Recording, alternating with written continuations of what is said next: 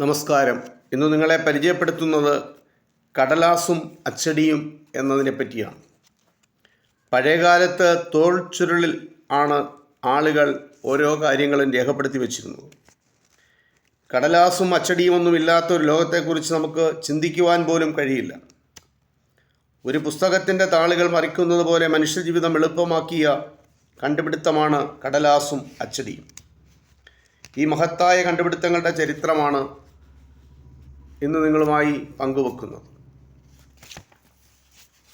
കടലാസ് ഇല്ലാത്തൊരു ലോകത്തെപ്പറ്റി നമുക്ക് ചിന്തിക്കുവാൻ കഴിയില്ല. ഒന്ന് ഉറക്കെ പറഞ്ഞാൽ കേൾക്കുന്ന ദൂരം, അതല്ലെങ്കിൽ ഒന്ന് വിളിച്ചു കൂവിയാൽ ശബ്ദമെത്തുന്ന അകലം കഴിഞ്ഞു. അത്രമേ പണ്ടത്തെ ആളുകൾ ആശയവിനിമയം ഉണ്ടായിരുന്നുള്ളൂ. പണ്ടെന്ന് വെച്ചാൽ എഴുതപ്പെട്ട ചരിത്രം ഉണ്ടാകുന്നതിന് മുമ്പുള്ള കാലം. തങ്ങളുടെ ശബ്ദമെത്താത്ത ലോകത്തേക്ക് വാദ്യങ്ങൾ മുഴക്കിയും ആകാശത്തേക്ക് പുകയുയർത്തിയും അക്കാലത്തെ മനുഷ്യർ ആശയവിനിമയം നടത്തി. എന്നിട്ടും വിചാരിച്ച പോലെ ആശയങ്ങൾ കൈമാറാനാവാതെ വന്നപ്പോൾ അവർ വിപ്ലവകരമായ ഒരു കണ്ടെത്തൽ നടത്തി. അതാണ് എഴുത്ത്. വരയായിരുന്നു എഴുത്തിൻ്റെ മുൻഗാമി. മനസ്സിൽ ഉദ്ദേശിച്ചത് വരകളായി കളിമണ്ണിലും ഗുഹാഭിത്തിയിലുമൊക്കെ ചരിത്രാതീത കാലത്തെ മനുഷ്യർ കോറിയിട്ടു. എല്ലും കല്ലും കമ്പും ഒക്കെ ഉപയോഗിച്ചാണ് അവർ വരച്ചിട്ട രൂപങ്ങളിൽ ആ ലിപികൾ പിന്നീടുണ്ടായത്. ആ വരച്ചിട്ട രൂപങ്ങളിൽ നിന്നാണ് ലിപികൾ ഉണ്ടായത്. ഏതാണ്ട് 6000 വർഷങ്ങൾക്ക് മുമ്പ് സുമേറിയയിൽ അത്തരമൊരു ചിത്രലിപി ജന്മമെടുത്തു. ക്യൂനിഫോം എന്നായിരുന്നു അതിൻ്റെ പേർ. കളിമണ്ണ് കുഴച്ച് പലക പോലെ പരത്തിയെടുത്താണ് അവർ അതിലെഴുതിയിരുന്നത്. അതിനൊരു കുഴപ്പമുണ്ട്. കളിമൺ ഫലകകൾ ഉണങ്ങുന്നതിന് മുമ്പ് എഴുത്ത് കഴിയണം. ഉണങ്ങിക്കഴിഞ്ഞാൽ പിന്നെ അവയിൽ എഴുതാൻ പറ്റില്ല. എഴുത്ത് കഴിഞ്ഞാൽ ഫലകങ്ങൾ വെയിലത്ത് ഉണക്കിയെടുത്ത് സൂക്ഷിക്കും.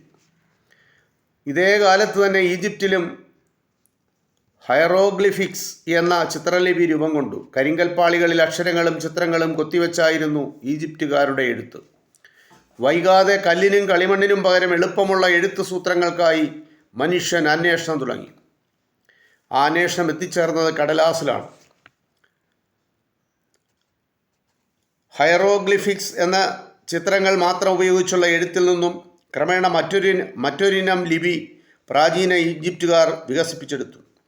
ചിത്രങ്ങൾക്ക് പകരം ചിഹ്നങ്ങളും മറ്റും ഉപയോഗിച്ചായിരുന്നു ഈ എഴുത്തു രീതി. ഡെമോട്ടിക് എന്നറിയപ്പെടുന്നു ക്രമേണ ഈ ലിപി. അതിന് വലിയ വൻ പ്രചാരവും നേടി. കടലാസിൻ്റെ ചരിത്രത്തിലെ നിർണായകമായ വഴിത്തിരിവുണ്ടായത് പ്രാചീന ഈജിപ്തിലാണ്. ഇന്നത്തെ പേപ്പർ എന്ന വാക്കുണ്ടായതുപോലും അവിടുത്തെ പാപ്പിറസ് ചെടിയുടെ പേരിൽ നിന്നാണ്. പേരിൽ മാത്രമല്ല, ഉപയോഗത്തിലും പാപ്പിറസ് ചെടി കടലാസിൻ്റെ ഗുണം ചെയ്തു. നൈൽ നദിക്കരയിലും പാലസ്തീനിലുമൊക്കെ സമൃദ്ധമായി വളർന്നു വന്ന പാപ്പിറസ് ചെടി ഏതാണ്ട് 5000 വർഷം മുമ്പ് തന്നെ ഈജിപ്തുകാർ എഴുതാനായി ഉപയോഗിച്ചിരുന്നു.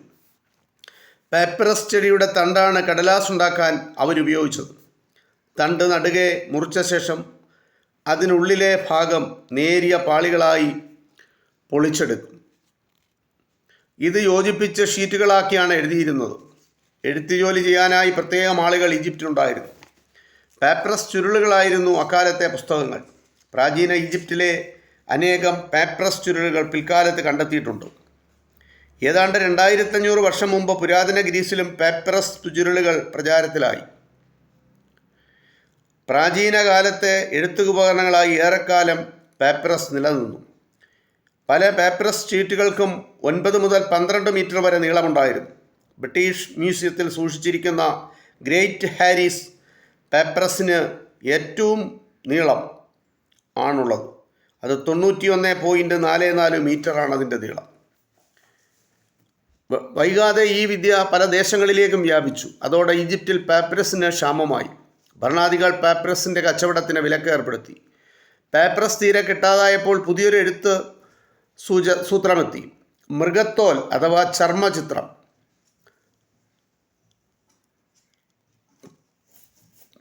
ഏതാണ്ട് 4000 വർഷം പഴക്കമുണ്ടെന്ന് കരുതുന്നു ചർമ്മചിത്രത്തിന് പ്രാശ്മെൻ്റ് എന്നും പറയുന്നു. കന്നുകാലിയുടെ തുകലിൽ നിന്നുണ്ടാക്കിയ ഈ എഴുത്തുസൂത്രം പാശ്ചാത്യ നാടുകളിൽ 1000 വർഷത്തോളം നിലനിന്നു. പേർഷ്യൻ രാജകീയ രേഖകളിൽ ആട്ടിൻതോലിലാണ് എഴുതിയിരുന്നത്. മറ്റു രേഖകളിൽ കാളത്തോലിലും എഴുതിപ്പോന്നു. പാപ്പിറസിനേക്കാൾ ചെലവ് കൂടിയതാണ് ചർമ്മചിത്രം, പാർച്ച്മെൻറ്റുകൾ. ആധുനിക പുസ്തകങ്ങൾ പോലെ ബൈൻഡ് ചെയ്ത് സൂക്ഷിക്കാം എന്നതായിരുന്നു ഇതിൻ്റെ ഏറ്റവും വലിയ ഗുണം. പാർച്ച്മെൻറ്റ് ഷീറ്റുകളും ചുരുളുകളും വിൽക്കുന്ന കടകൾ 15-ാം നൂറ്റാണ്ട് വരെ പല പാശ്ചാത്യ നാടുകളിലും ഉണ്ടായിരുന്നു. ഇത് എഴുത്തുമായി ബന്ധപ്പെട്ട പാപ്പിറസ് എന്ന പേപ്പർ കടലാസിൻ്റെ തുടക്കത്തെ പറ്റിയുള്ള ചില കാര്യങ്ങളാണ്. ഇത് ഇത്രമാത്രം. നന്ദി, നമസ്കാരം.